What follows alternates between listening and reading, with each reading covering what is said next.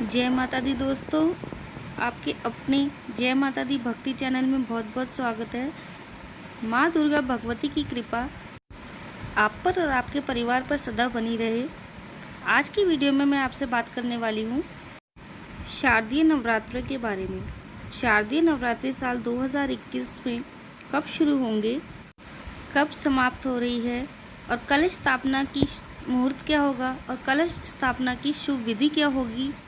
नवरात्रि में कौन से दिन हम माँ भगवती के किस स्वरूप की आराधना करेंगे, अष्टमी तिथि कब होगी, नौमी तिथि कब होगी और दशहरा किस दिन मनाया जाएगा, ये सभी बातें आज मैं आपसे इस वीडियो में शेयर करूंगी।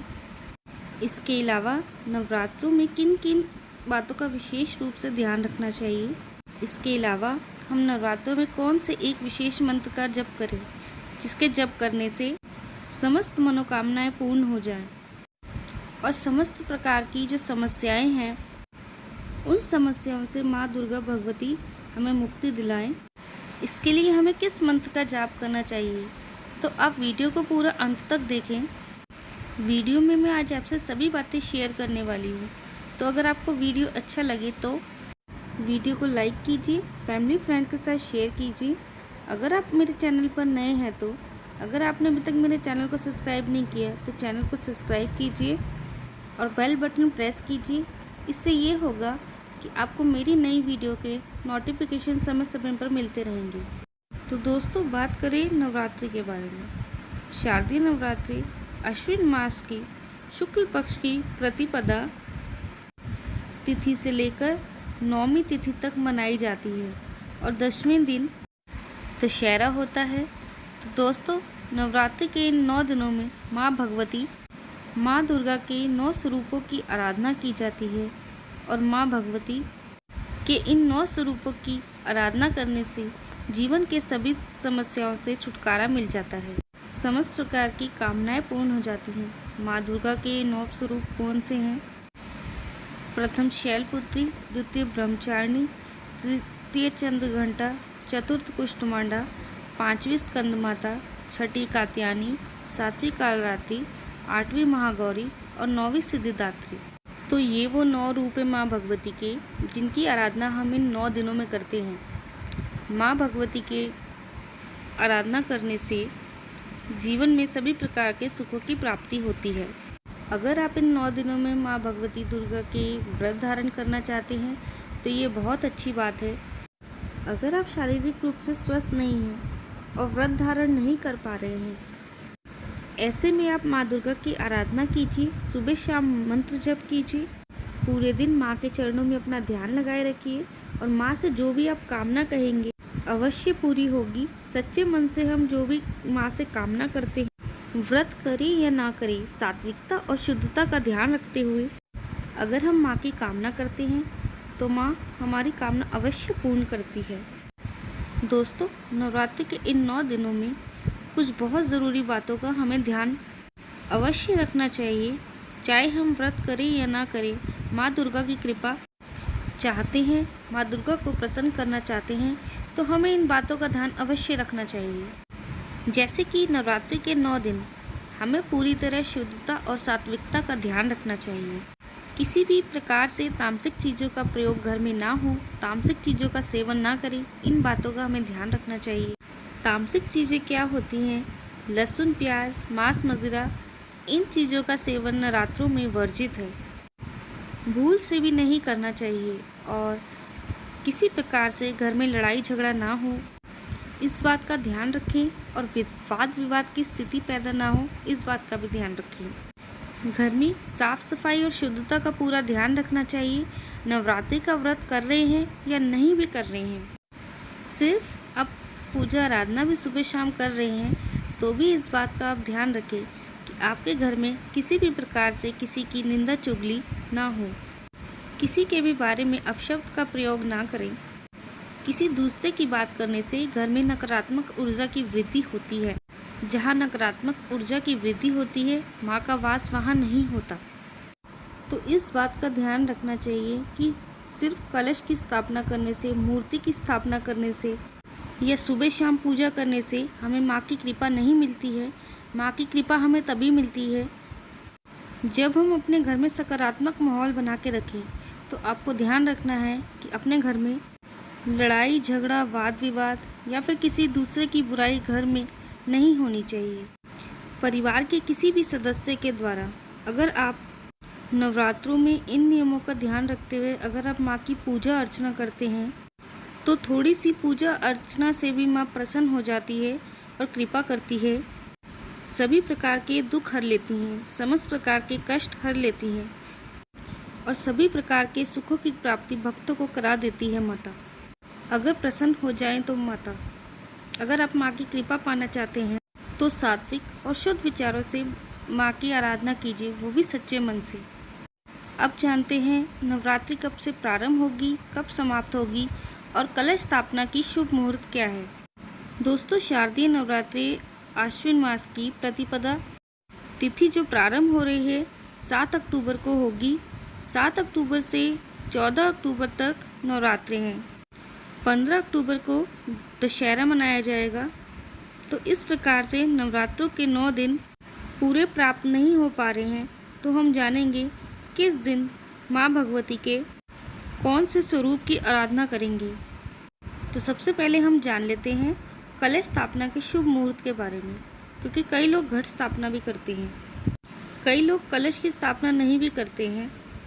तो आगे मैं उनके लिए वीडियो ज़रूर दूंगी कि आप बिना कलश स्थापना के भी माँ की आराधना कर सकते हैं इन 9 दिनों में। कलश स्थापना के शुभ मुहूर्त नोट कर लीजिए। कलश स्थापना का शुभ मुहूर्त 7 अक्टूबर सुबह 6:17 से 7:07 तक। ये अत्यंत ही शुभ मुहूर्त है। लेकिन अगर आप कलश की स्थापना सुबह नहीं कर पाते हैं इस मुहूर्त में, तो आप अभिजीत मुहूर्त में भी कलश की स्थापना कर सकते हैं, जो कि दिन में 11:44 से लेकर 12:31 तक रहेगा। तो 47 मिनट का यह समय है जिस समय में आप कलश की स्थापना कर सकते हैं, अगर आप सुबह कलश की स्थापना नहीं कर पाते हैं तो। दोस्तों, कलश की स्थापना करते समय हमें कुछ बहुत ही विशेष बातों का ध्यान रखना चाहिए। जैसे कि आप जहाँ पर भी कलश की स्थापना करना चाहते हैं, आप ध्यान रखिए वो घर का उत्तर पूर्वी कोना हो जहाँ पर आप कलश की स्थापना करेंगे।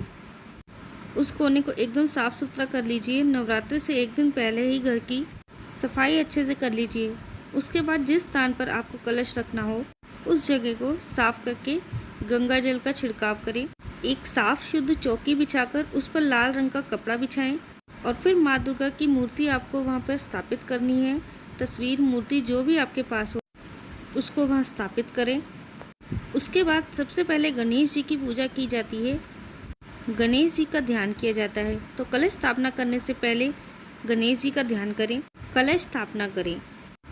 कलश में कुछ चीज़ें विशेष हमें डालनी चाहिए जब हम कलश की स्थापना करते हैं। तो जैसे कि एक सिक्का चाहिए, सुपारी चाहिए, आप इसमें डाल सकते हैं थोड़ा सा अक्षत।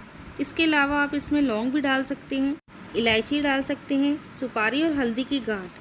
ये सभी चीज़ें आप कलश में डालें। गंगा जल डालें या पवित्र नदी का जल हो तो वो थोड़ा सा उसमें डाल दीजिए। इसके बाद शुद्ध जल भरकर और उसके ऊपर पंच पल्लव रखकर उसके बाद इसके ऊपर नारियल की स्थापना करनी होती है। आप अखंड दीपक जलाना चाहते हैं तो आप अखंड दीपक भी जला सकते हैं। जो लोग अखंड दीपक नहीं जलाते हैं वह सुबह शाम दोनों समय माँ दुर्गा भगवती की आरती करें। दोनों समय शुद्ध घी का दीपक माँ दुर्गा भगवती की मूर्ति या तस्वीर के सामने प्रज्वलित करें और वहाँ बैठकर मंत्र जप करें। इस प्रकार सुबह में शुभ मुहूर्त में कलश की स्थापना करनी चाहिए। अगर आप कर सकते हैं तो, या फिर ब्राह्मण बुलाकर भी आप कलश की स्थापना कर सकते हैं। कलश स्थापना करते समय हमें विशेष कुछ बातों का ध्यान रखना चाहिए। माँ की सच्चे मन से आराधना करें और माँ की जो मूर्ति होती है, कलश को माँ दुर्गा की मूर्ति के दाईं ओर स्थापित किया जाता है। तो जहाँ आप माँ दुर्गा की मूर्ति स्थापित कर रहे हैं उसके दाईं ओर कलश को स्थापित किया जाता है। तो अति शुद्धता के साथ आप सुबह के समय में कलश को स्थापित कीजिए और उसके बाद माँ दुर्गा की आराधना शुरू हो जाती है और 9 दिनों तक मंत्र जप माँ दुर्गा के सामने करें।